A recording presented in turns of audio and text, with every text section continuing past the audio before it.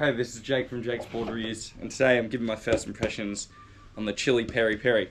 Now, this is not a official first impressions because I used to own a Chilli Peri Peri in a 510, and I believe it was at around 27.8 or 27.9 litres, 19 by 2 3/8, which is kind of the dimensions I like to go for. It just feels like it works for me underfoot. Now, this one's 5.8, 19 and 16th by 2 5/16 at 26.5 litres. But because it's been heavier glassed, I bought it second hand actually for $50. So I thought, you may as well give it a go and, re-review it. The board still feels good.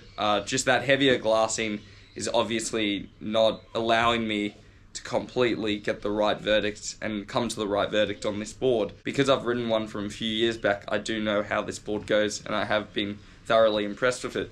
However, this modern one, because of the thicker glassing, I'm not as impressed with it. Mind the wind. It's a bit annoying filming when there's wind like this. Now, if we look at wide point, it's kind of, I'd say, a little bit back from center, because when I'm surfing, I feel like I've got that foam in the back where I can really square up and the board wants to get vert. Also, when you're surfing off your back foot and you're on your back foot, say if your foot's right on the tail pad, you can feel it likes that in this board, where some boards like your back foot a bit more forward or your weight to be more front footed. This board likes more of a neutral kind of weight to it. Just generally looking at rails, not on this one exactly, but it's generally a medium rail. Fin setup, I've been running the Mick Fannings. It's kind of the only FCS2 fins I have. I've just been trying to experiment and find better fins. But yeah, the Mick Fannings, they've gone well, but I would say something like the accelerators or the performers, if you like, the performers would go better. I feel like this board could use with a little less rake in the fins, just to really get it faster. But I do like the hold of the Mick Fannings, and they are reliable. That rounded square tail, kind of like what we had on the Channel Islands Fever, allows you to have that hold in kind of bigger surf and also like smaller surf, but you don't want to ride this board when the waves are too small. It still goes, but you definitely have to get it going and pump it a bit harder to get over the flat spots when it's small. I find that I do get over the flat spots due to that relatively single concave, which doesn't really always work for flat spots, but it's got a bit of V in the tail here. If you can see, yeah, it's a little bit of V just to help you roll rail to rail. That's what V does, it just helps you roll rail to rail on the wave. And a single concave mostly is good in especially like bigger and junkier surf, or just like bigger kind of beach breaks. Definitely more hold in my opinion. You can experiment with a bit of double on certain other boards and you get also a bit of hold, but definitely a bit more like kind of reactive and sitting a little bit more above the water. But what I like about the rails, the medium rails coupled with the tail, is there's a lot of hold.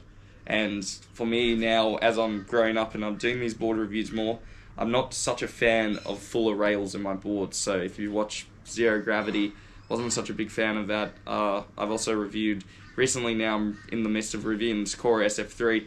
Good board, but I find even in smaller waves sometimes, even those fuller rails, you're just getting caught just trying to get to like that last section. So not a low rail, but a low to medium rail is preferred, and the Chilli does have that rail. So yeah, overall you got quite a good little like high performance shortboard here. Probably most of you modern day surfers, or not even modern day surfers, but people who are kind of looking for new Chilli boards won't buy this right now, because obviously it's hard to find. And yeah, but I'm pretty surprised for the price it was, like the condition of it. I'm not sure if I'll keep it though, just because of the bulkiness of the rails and the thickness. To be honest, I've had a few boards like the Little Raven I really liked, and this Chilli Peri Peri. Really like these boards, probably would keep them.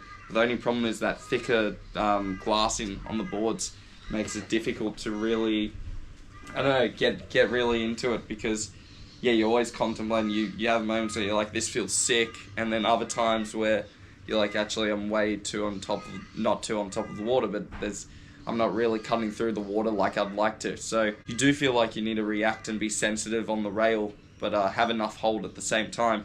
But if there's too much hold, especially for me, because I've reviewed so many boards and I've surfed for a long time, I've become a bit fussy. And obviously you have to be fussy when the board's too bulky at a certain point. But it is realistically the reason why I can't get The boards I always like to review is because no one's sponsoring me to get the boards. I have to do it through second-hand deals or go to shops, and it's fun. It's part of the process, but it's just the reality of the situation.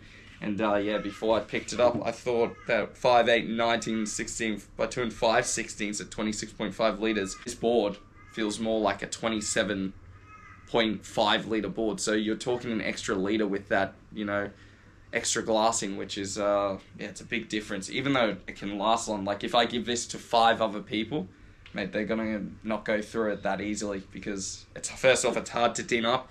And secondly, look at the deck, that's after a few years with that extra glassing. But yeah, it does sacrifice performance as a compromise. Anyway, that's the first impressions. I am enjoying it so far. I like how it gets vertical.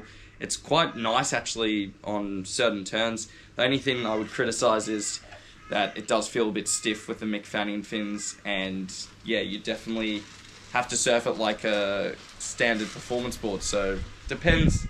I'm not saying it's anything out of this world, but it's still a pretty good board. I think at the right size, and I've ridden it at the right size, that it's pretty unbeatable, this board, and you can have fun on 2 to 5 foot beachies, no problem. But yeah, that's not the full review. It'll be hard to fully review this board. I would like actually even like Chilli to send me another one, but I don't think that's going to happen. So anyway, first impressions. Surfboard reviews.